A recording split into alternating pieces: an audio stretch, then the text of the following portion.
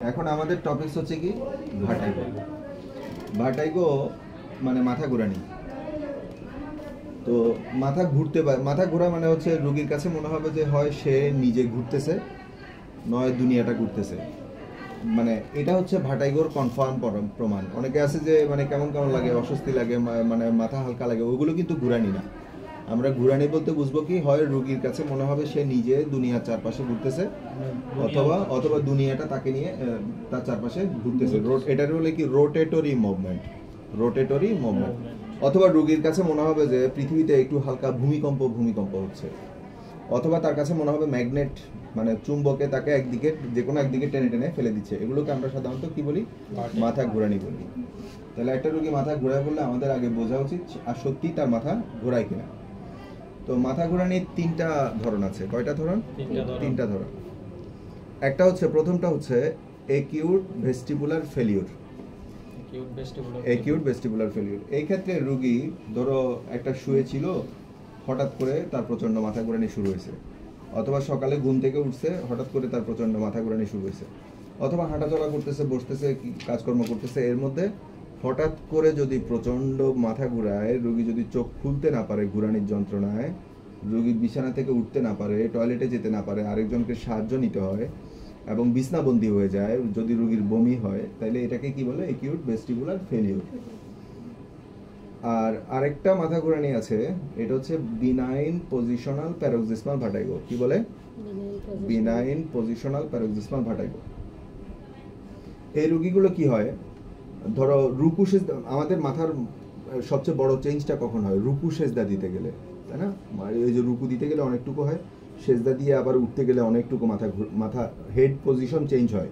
আমার কথা বুঝছো? এদিক থেকে এদিক ফিরলেও হয়, আবার বিছানায় বসে শোয়ার সময় হবে, অথবা শোয়া থেকে ওঠার সময় হবে, অথবা বিছানায় শুয়ে ডান পাশ থেকে বাম পাশে কাত মানে পাশ ফেরানোর সময়, বিছানায় শুয়ে এ পাশ অথবা এ পাশে কাত ফেরানোর সময় মাথাটা ঘোরায়।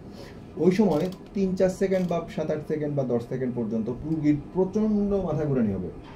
রুগীর কাছে মনে হবে রুগী পড়ে যাবে, অজ্ঞান হয়ে যাবে, এরকম ভয় লাগবে।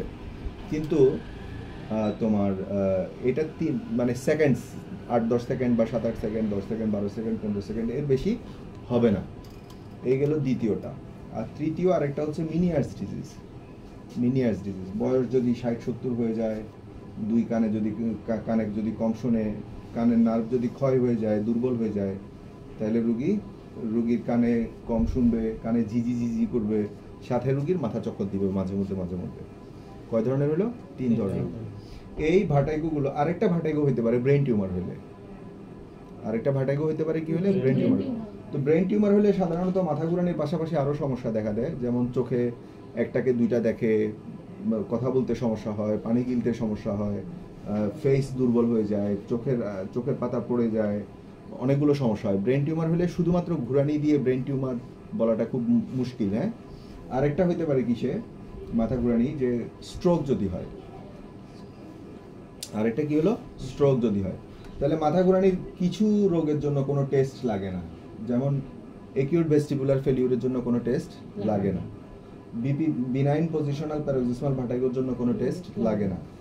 মিনিয়াস ডিজিজে করলে অডিওমেট্রি নামে একটা টেস্ট আছে, নাক কান গলার ডাক্তাররা দেয়। অডিওমেট্রি মানে কি, রুগীর শোনা কানের নার্ভের স্ট্রেংথ দেখার জন্য অডিওমেট্রি।